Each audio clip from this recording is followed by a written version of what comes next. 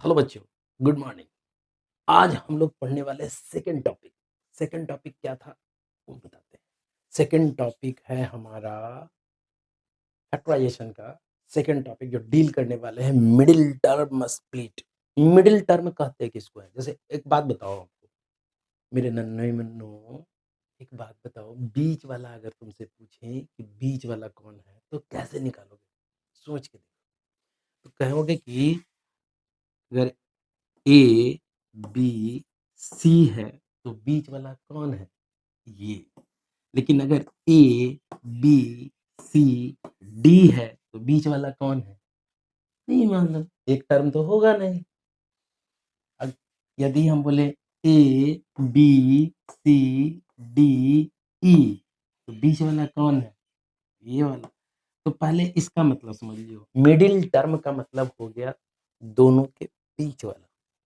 समझ में आ रहा बात? आज हम लोग पढ़ने वाले हैं मिडिल टर्म स्प्लिट कर करके कैसे फैक्टराइज करेंगे।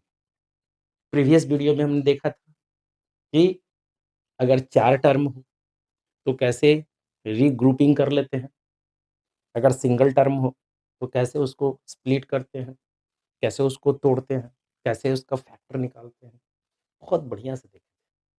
लेकिन आज हम लोग देखने वाले हैं मिडिल टर्म स्प्लिट का। तो मिडिल टर्म स्प्लिट की क्या कहानी है वो समझ लें। तो मिडिल टर्म स्प्लिट में कहा गया कि अगर मान लो कि कोई इक्वेशन है, कोई भी इक्वेशन है, एक्स स्क्वायर है plus a plus b x plus a b, ये फॉर्म होता है। ये फॉर्म क्या है कि यहाँ पे इन दोनों को, यानी यहाँ से अगर मल्टीप्लाई करें यहाँ पे, तो ठीक है, तो ये समझ लीजिए कि अगर ये इस फॉर्म में है, ठीक है, अगर इस फॉर्म में ना भी हो तो भी बता रहे हैं, मान लो कि इस फॉर्म में है x square, a x square plus b x plus c, अगर इस रूप में भी हो, अरे यही ना होगा, इस रूप में हो, या फिर हमारे पास x square plus b x plus c के रूप में, क्लियर है? इस तरह से हो, इससे ज्यादा नहीं कुछ हो सकता, नहीं हो सकता। तो इसको हम दो तरीका बताएंगे, मिडिल टर्म स्प्लिट करने वाला जो दो तरीके से फैक्टराइजेशन बताएंगे, और एकदम निश्चित है कि नहीं बनने का तो सवाल ही नहीं होता है सर। मेरा जो तरीका बताया हुआ है ना, उस तरीके से नहीं बनने का तो सवाल ही नहीं। समझे? इसको कहते हैं मैथमेटिक्स। देखिए अब, तो हम मुझे क्या करना है कि इसको, इसमें कहा गया है कि इसको और इसको मल्टीप्लाई करो तो सी एक्स स्क्वायर है, ठीक है, और इसको इस तरह से ब्रेक करना है, ठीक है, इसको इस तरह से तोड़ना है, बी को इस तरह से तोड़ना है, ठीक, तो बी को दो भाग में हमको तोड़ना है, ठीक है। तो अगर हम बी1 ले लें और बी2 ले लें, दो भाग में ले लें, तो कहा गया कि दोनों को मल्टीप्लाई करने पे हमारे पास क्या आना चाहिए? सी एक्स स्क्वायर आना चाहिए, और दोनों को जोड़ने पे बी1 प्लस बी2 को जोड़ने पे क्या आना चाहिए? बी एक्स आना चाहिए। ये हमारे पास नियम दिया गया, यानी कि बी1 इंटू बी2 सी एक्स स्क्वायर के बराबर होना चाहिए, और बी1 प्लस बी2, इसको बी को तोड़े हम दो भाग में, तो ये हमारे पास आया बी1 प्लस बी2, दोनों को जोड़ने पे क्या होना चाहिए? बी एक्स आना चाहिए। ये कहलाया मिडिल टर्म स्प्लिट की कहानी हुई इस रूप में। अभी हम देखो, आपको मैं इसका बुक निकालता हूँ, ठीक है, बुक में सारा कुछ हम लोग, और यहाँ से इसको लेके चलते हैं, ठीक है। ये मेरे पास है, क्या है? X x square, x square plus 5x plus 6। अब देखो, इसको मिडिल टर्म स्प्लिट करना है। मिडिल टर्म स्प्लिट, तो मिडिल टर्म कौन हो गया आपको पता है, बहुत बढ़िया से पता है मिडिल टर्म कौन है मेरे पास। उस चीज को समझिए, ये मिडिल टर्म को स्प्लिट करना है। तो हम मिडिल टर्म को इस तरह से स्प्लिट करते हैं, तो इसका स्प्लिट करने का तरीका बता दें। इस तरह से स्प्लिट करेंगे कि इन दोनों को मल्टीप्लाई करो तो कितना आ गया 6x² आया। अब बीच वाले को हमको इस तरह से तोड़ना है दो भाग में कि दोनों को मान लो कि यहाँ पे हम लोग लिखते हैं 2x और लिखते हैं 3x, तो लग रहा है कि दोनों को अगर गुना करें, ऐड करें तो 5x मिलेगा और मल्टीप्लाई करें तो 6x² मिलेगा। देखो 2 3 जा 6 और x इंटू एक्स स्क्वायर तो 6² मिलेगा, बिल्कुल मिलेगा। तो यहाँ पे भी उसी तरह से करेंगे, x² plus 3x plus 2x plus 6 होगा। अब यहाँ से आप क्या करो, x निकाल लो कॉमन, तो क्या आ जाएगा x प्लस 3 और यहाँ से कॉमन निकाल लो 2 तो क्या निकल के आएगा x प्लस 3। कॉमन कैसे निकलेगा, तो इसको पता है आपको, कॉमन निकालने का तरीका बता चुके हैं पिछले वीडियो में। अब इन दोनों में देखो तो ये दोनों लग रहा है कि कॉमन है, दोनों में इंक्लूडेड है, तो इन दोनों में से फिर निकाल लेते हैं कॉमन, तो x प्लस 3 को कॉमन निकाल लिया तो ये अंदर में क्या बच गया x प्लस 2 बच गया। अब हमारे पास क्या आया, यानी इसका फैक्टराइजेशन क्या आया x प्लस 3 और x प्लस 2, ये आ गया मिडिल टर्म स्प्लिट। बहुत आसान तरीके से बन गया, देख रहे हैं, ये हो गया। अब इसका दूसरा मेथड क्या करते हैं हम लोग, इसको दूसरे मेथड से भी कैसे बनाते हैं, तो इसको दूसरे मेथड से बना के देखते हैं। हम मान लेते हैं कि let x plus a and x plus b be the factor, factor है, मान ले रहे हैं b बी द फैक्टर। इसका फैक्टर क्या है x plus a x plus b, लेकिन a और b का वैल्यू मुझे पता नहीं है, तो हम उसके अनुसार से चलना शुरू करते हैं। तो इसको मल्टीप्लाई करें तो x², ये दोनों को मल्टीप्लाई करेंगे तो क्या लिखेंगे x² प्लस यहाँ से एक्स बी प्लस इसको इससे मल्टीप्लाई किया ax प्लस इसको इससे मल्टीप्लाई किया ab, और ये किसके बराबर होना चाहिए x² प्लस 5x प्लस 6 के बराबर होना चाहिए। अब देखो तो यहाँ पे x² plus x, a plus b आ गया यहाँ पे, प्लस ए बी आ गया, और ये किसके बराबर है x² प्लस 5x प्लस 6 के बराबर। क्लियर है। अब देखो यहाँ पे ध्यान देने वाली बात क्या है कि कोफिशिएंट क्या होता है बता देते हैं। कोफिशिएंट क्या होता है,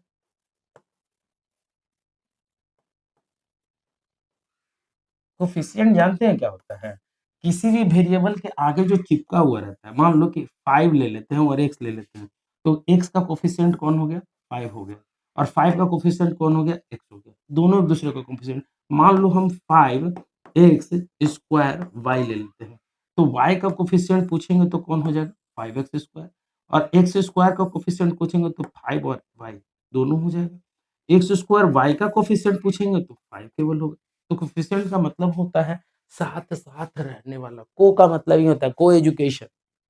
coeducation means what, it means that कि there is boys and girls both are studying life together, एक साथ पढ़ रहे हैं, सिंपल सी बात। तो यहाँ पे भी वही चीज है, कोफिशिएंट का मतलब कि को मतलब साथ रह के उसकी इफिशियंसी को बढ़ा दे या घटा दे, उसकी इफिशियंसी कोफिशिएंट वहीं से आया है, क्षमता। तो यहाँ पे कोफिशिएंट अगर ले तो यहाँ पे एक्स के स्क्वायर का कोफिशिएंट और यहाँ पे 1 है, तो उसका कोई मतलब नहीं होता। यहाँ पे कोफिशिएंट लें तो लग रहा है कि a प्लस बी का कोफिशिएंट किसके बराबर हो, एक्स के एक एक्स के साथ कौन है a प्लस बी, तो यहाँ पे एक्स के साथ कौन है 5, ठीक 5। इसको लिखना पड़ेगा, ये लिखेंगे कैसे लिखेंगे, इसको लिखेंगे इस तरह से,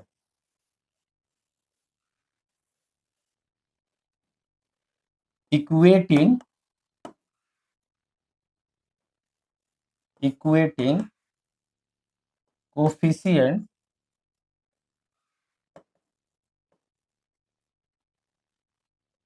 to coefficient of x square x and constant constant ये किए। तो यहाँ पे एक्स स्क्वायर का तो कोफिशिएंट 1 है, दोनों 1 है, तो लिखने का कोई मतलब नहीं होता है। a प्लस बी ये किसके बराबर होगा? 5। ए बी किसके बराबर होगा?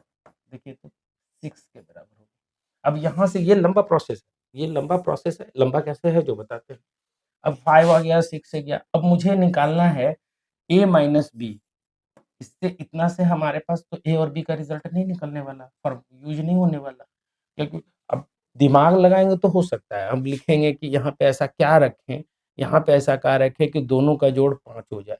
तो मुझे पता है 3 और 5 और दोनों का गुना करने पे 6 आ जाए, 3 और 6 तब तो कर लेंगे। लेकिन यहाँ पे तरीका से अगर करें तो ये लिखेंगे हम ए माइनस बी का होल स्क्वायर बराबर होता है ए प्लस बी का होल स्क्वायर। ठीक है, ए प्लस बी का whole square minus 4 a b. ये कुछ फॉर्मूला है जो हम आपको लिख देंगे अभी, उसको याद कर लेना है। अभी ए प्लस बी का होल स्क्वायर, तो ए प्लस बी 5, तो 5 का स्क्वायर कितना हो जाएगा? 25 माइनस 4 ए बी का कितना हो जाएगा? ए और बी का 6 से लिखा हुआ, वैल्यू पुट दिया हुआ है 6, तो कितना हो जाएगा? 25 minus 24 equal to 1।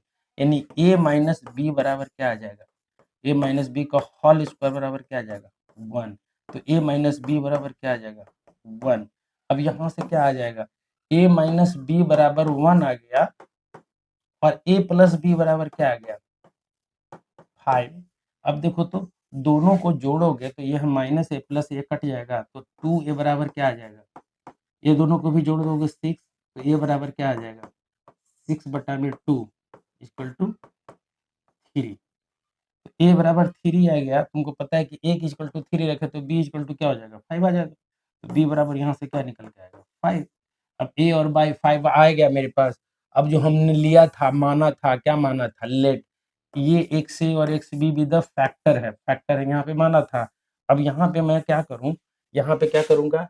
X plus ए और एक्स प्लस बी, यही दोनों था ना फैक्टर मेरा। एक्स की जगह पे क्या लिखे हम? 3 और बी की जगह पे क्या लिखे हम? 2। तो ये मेरा फैक्टर हो गया।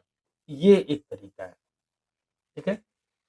इसमें इम्पोर्टेंट क्या होता है ना कि इसमें आपको याद करना रहेगा, आपको कुछ चीज़ें याद क्या करना पड़ेगा, याद रखना पड़ेगा कुछ फॉर्मूला। लेकिन मिडिल टर्म स्प्लिट में है ना, थोड़ा-सा दिमाग लगाना है, थोड़ा-सा वहाँ पे देखना है कि इसको किस तरह से तोड़ें, ब्रेक करें कि दोनों को जोड़ने के बाद बीच वाला टर्म आ जाए और दोनों को गुना करने वाला साइड के जो टर्म था, टर्मिनल, इनिशियल और फाइनल, उन दोनों को मल्टीप्लाई करने के बाद वो आ जाए, ठीक है? तो इस चीज़ को यहाँ पे देखा गया। अब देखिए यहाँ पे वो बुक तो ले रखे हैं ना, बुक ले रखे हैं, यहाँ पे लेके चले आते हैं बुक को। ये रहा, देखिए यहाँ पे। तो मिडिल टर्म स्प्लिट कर करके ही बनाया है ये, देखिए।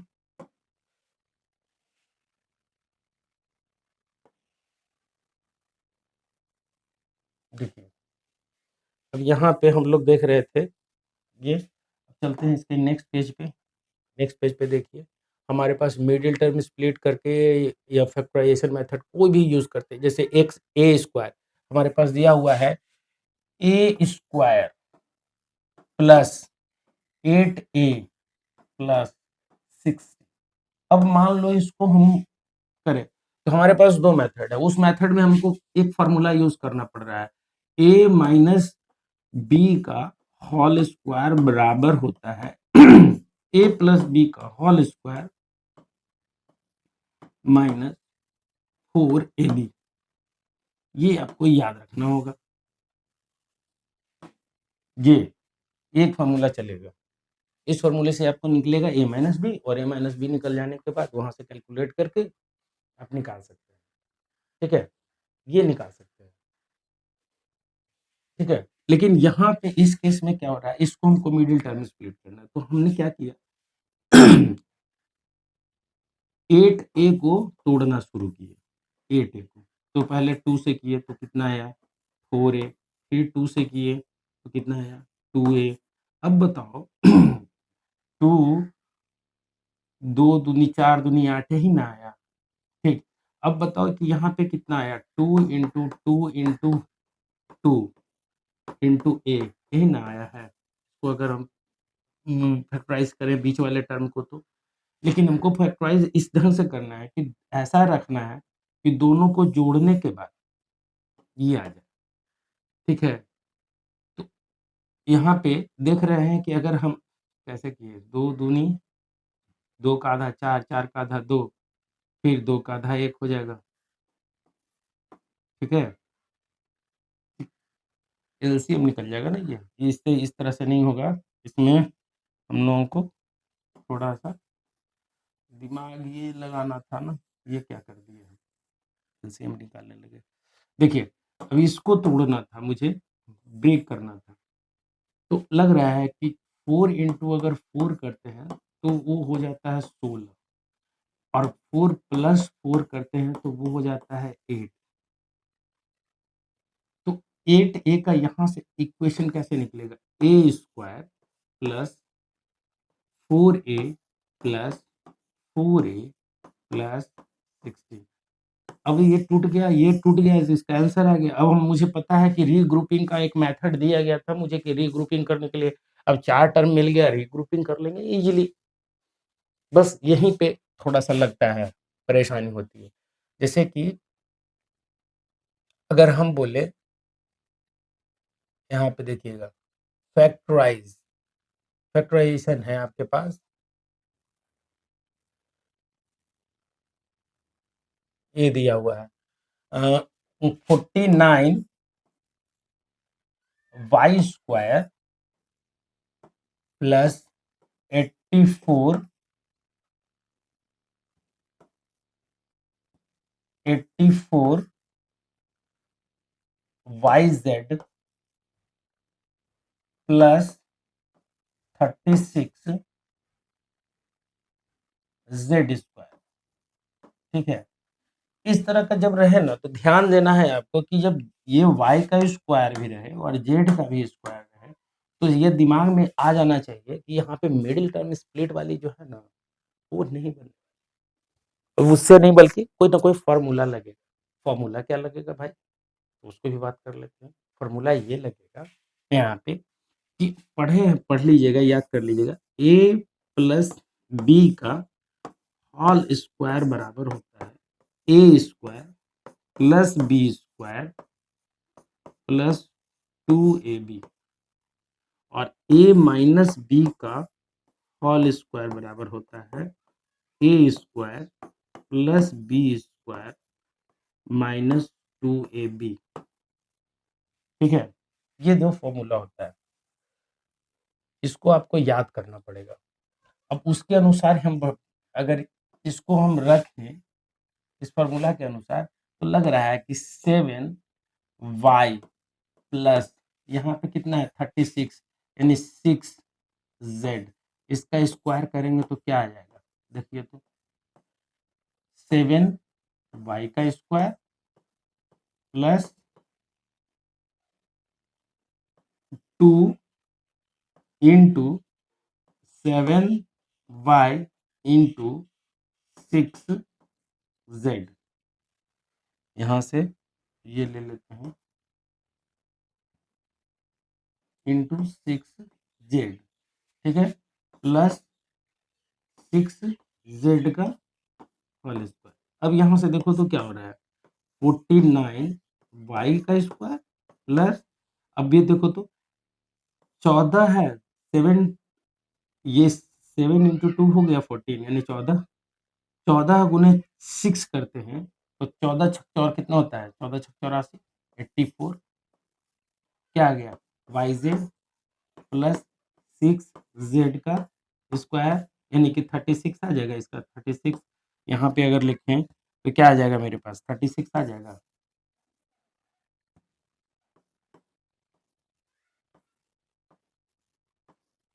36 ये आ गया किसका 7y प्लस 6z का होल स्क्वायर। अब इसका फैक्टर क्या हो जाएगा, 7y plus 6z into 7y plus 6z। ये आ गया मेरे पास रिजल्ट। ठीक है, तो ये मेरे पास आया रिजल्ट इसका फैक्टराइजेशन का। फैक्टराइजेशन कैसे करेंगे, ठीक है, मिडिल टर्म स्प्लिट कर करके हम लोग कर ही रहे थे। अब देखिए यहाँ पे बहुत सारे टर्म है, division of algebraic expression. Division कैसे किया जाता है किसी भी टर्म का, अलजेब्रिक एक्सप्रेशन का हम लोग जब डिवीजन की बात करते हैं, डू द डिवीजन। अब मान लो कि कोई अलजेब्रिक टर्म्स है उसको डिवीजन करना है, तो डिवीजन कैसे करते हैं उसको समझ लेते हैं। ठीक है, इसको समझ लेते हैं। जैसे यहाँ पे लिखा रहा है, दे रहा है, ये जो एग्जाम्पल जो दिया हुआ है उसको ले, या फिर यहाँ पे ले रहे हैं -20 का x square, x to the power 4, ये किससे डिवाइड किया जा रहा है, इसके 10x स्क्वायर से, 10x स्क्वायर, ये डिवीजन किया जा रहा है। तो डिवीजन करने का तरीका क्या होता है, डिवीजन का मतलब क्या होता है, जैसे मान लो कि आप 25 है, 25 है और 5 से डिवाइड करने हो, तो आप क्या करते हो, सही सही बताना। आप क्या करते हो, ऊपर वाले को फैक्टराइज करते हो, फैक्टराइज कर दें, और ऊपर वाला को फैक्टराइज करने के बाद जो आता है उसको काट देते हैं। एक तरीका ये भी है, उस तरीके का भी इस्तेमाल कर सकते हैं हम लोग, और बहुत बढ़िया से रिजल्ट मेरा आएगा, बिल्कुल आएगा। इसको जैसे कि इस इक्वेशन को हम इस तरह से, अगर दूसरा तरीका है कि हम 25 डिवाइडेड 5 करते हैं, ये एक तरीका ये हो गया। और दूसरा तरीका क्या हुआ, 5 इंटू 5 अपॉन 5 करें, एक को काट दें, रिजल्ट मेरा आ गया। ठीक है, जैसे कि मान लो कि यहाँ पे 30 रहता, 30 अपॉन 5, तो हम क्या करते हैं कि 30 को फैक्टराइज कर लेते हैं, तो इसको कर लेते हैं, तो 6 इंटू 5 कर सकते हैं, अपॉन 5 लिख सकते हैं, कट गया, आंसर 6 आ गया, ये आ गया। दूसरा था, अगर टेबल जानते हैं तो यहाँ पे हम उस ढंग से करें, तो हमारे पास 2 मेथड है। इसको हम क्या करते हैं, इसको फैक्टराइज कर लेते हैं, तो 20 को हम फैक्टराइज करेंगे तो क्या लिख सकते हैं, 2 इंटू 10 माइनस रहेगा, into x into x into x into x. ठीक है, नीचे वाले को मल्टीप्लाई फैक्टराइज करें, 10 इंटू एक्स, ये आ गया। देखो तो यहाँ से आ गया। अब यहाँ से डिवीजन करते हैं हम, तो ये गया, ये गया, ये गया, ये गया, ये गया, ये गया, मेरे पास क्या बच गया, -2x स्क्वायर, ये मेरे पास आ गया आंसर। ठीक है, ये सो सिंपल तरीका हुआ, किसी को भी डिवाइड करना हो तो तरीका, ये एक तरीका है जो बहुत सिंपल तरीका है, इससे भी आप कर सकते हैं। जैसे मान लो 7x square y square z square divided by 14x y z. ठीक है, तो इसको पहले हम क्या करेंगे, फैक्टराइज कर लेंगे, उसके बाद क्या करेंगे, 7 into x x into y into z, दो बार आया, अपॉन 4 को, तो 14 को करें, 7 into 2 into x into y into z. अब यहाँ से देखो तो 7 से 7 गया, 2 रह गया, एक्स गया, वाई से वाई गया, जेड से जेड गया। अब ऊपर में क्या बच गया मेरे पास, ऊपर में बच गया एक्स वाई जेड, और नीचे में क्या बच गया, केवल 2। तो हमारे पास रिजल्ट क्या आ गया, एक्स वाई जेड अपॉन 2, ये हो गया आपका आंसर। ठीक है, तो ये डिवीजन करने का एक तरीका हुआ। दूसरा तरीका भी बता देते हैं डिवीजन करने का। अगर मान लो कि इसी क्वेश्चन को हम इस मेथड से लगाते हैं, जो दिया हुआ है, मान लो कि उसी मेथड का यूज़ करते हैं, तो ध्यान रखा जाता है ना कि कितनी बार में ये कट जाता है।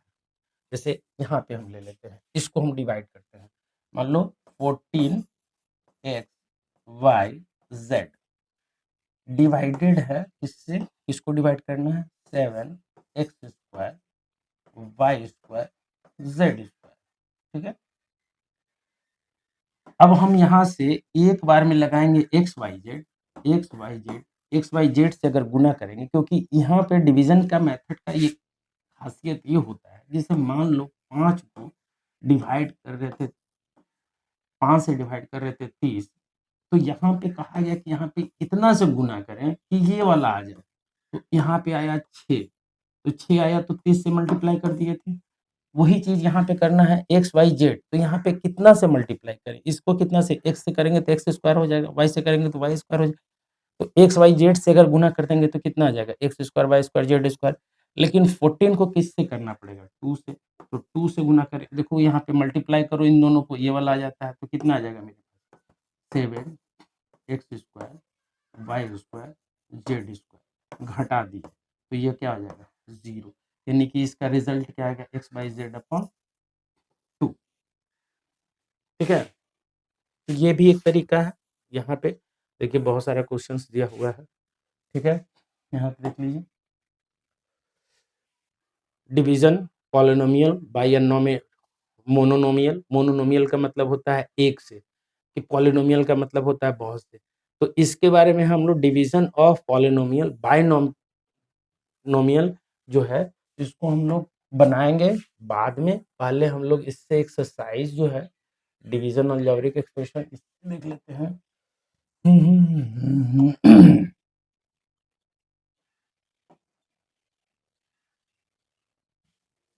ये है 13.2 और 13.3, ये दोनों बना लीजिएगा। एक चैप्टर है, इसका हम व्हाट्सएप पे इसको शेयर कर दे रहे हैं या बुक अवेलेबल करवा दे रहे हैं। ठीक है,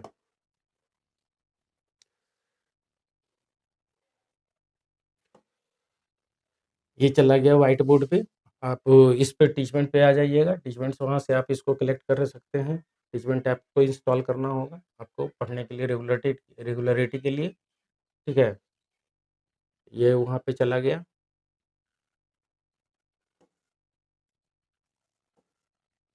ये हो गया।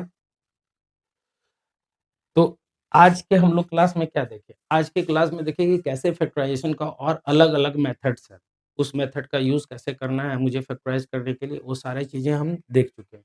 ठीक है, नेक्स्ट वीडियो में हम लोग जानेंगे, समझेंगे कैसे हम लोग किसी भी पॉलिनोमियल को मोनोनोमियल से, पोलिनोमियल क्या होता है, मोनोनोमियल के बारे में समझेंगे और कैसे एक दूसरे को डिवाइड किया जाता है।